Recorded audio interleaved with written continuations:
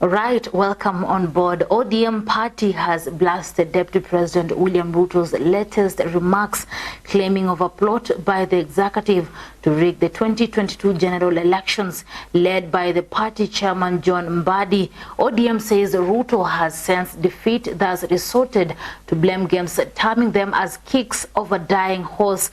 The DP, who is currently on a 10-day US tour, expressed discomfort of government working with opposition, which he is expected to face off in the 9th of August general elections. Ruto wants foreigners intervene by averting any attempts to interfere with the elections. Bushebi Jr. with more. The US government has moved to dispel election fears raised by Deputy President William Ruto through a meeting held on Thursday, March 3rd. The biggest issue that is on the ballot is the democracy of our nation. US Assistant Secretary of State for Africa Molly Fee assured Ruto that the US government would support a credible and independent poll process on August 9th this year. Fee also reiterated US determination to foster democracy in the country ahead of the elections.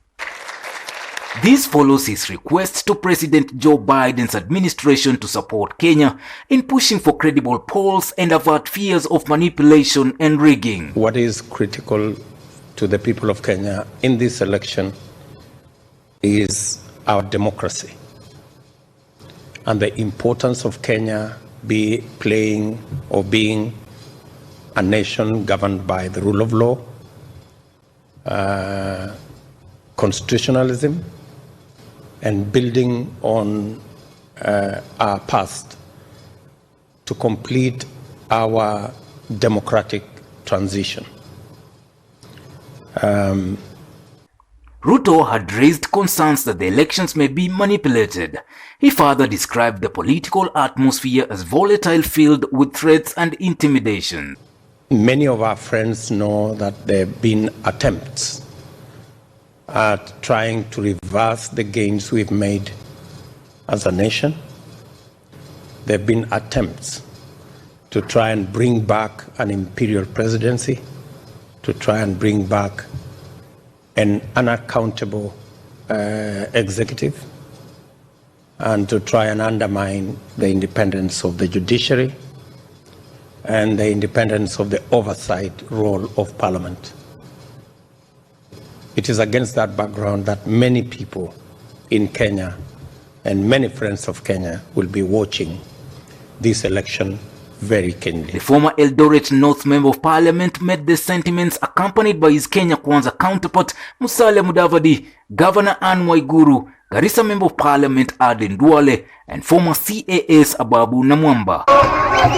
His fears on election manipulation, however, differ with the stand taken by the Independent Electoral and Boundaries Commission led by Wafula Chebukati, who assured Kenyans of credible polls results. As a commission, we shall not hesitate to deal with any cases where there's breach of the code of conduct by any aspirants and candidates.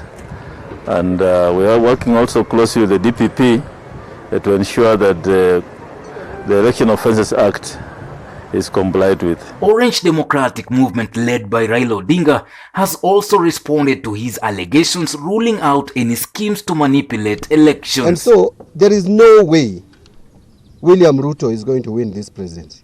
And no wonder that is why he has started speaking the language that he's speaking today.